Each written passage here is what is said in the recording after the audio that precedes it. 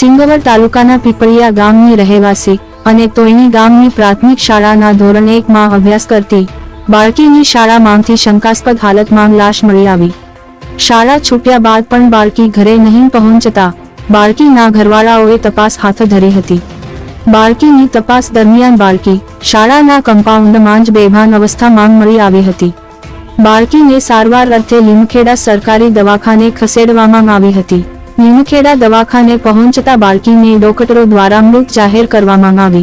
શાળાના કમ્પાઉન્ડમાં જ બાળકીની શંકાસ્પદ હાલતમાં લાશ મળી આવતા જિલ્લા પોલીસ વડા મોડી રાત્રે ઘટના સ્થળે પહોંચ્યા હતા। મોડી રાત સુધી પોલીસે સમગ્ર ઘટનાની ગંભીરતાને ધ્યાને લેતા તપાસ હાથ ધરી હતી। હાલ પોલીસે અકસ્માતે મોતનો ગુનો નોંધી વધુ તપાસ હાથ ધરી છે। અહેવાલ દીપક રાવલ, દાહોદ।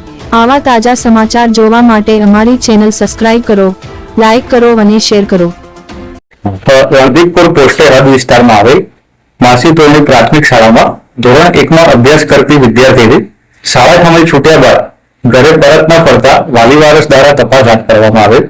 દરમિયાન તપાસ કરતા શાળાની પાછળના કમ્પાઉન્ડના અંદરના ભાગે દીકરી બેભાન અવસ્થામાં મળી આવેલ, જેથી તાત્કાલિક સરકારી દવાખાને સારવાર માટે લઈ જતા દીકરીને મૃત જાહેર કરવામાં આવેલ, જેથી ફોરેન્સિક પેનલ ડોક્ટર દ્વારા પીએમ કરાવ્યા બાદ આગળની કાર્યવાહી હાથ ધરવામાં આવશે।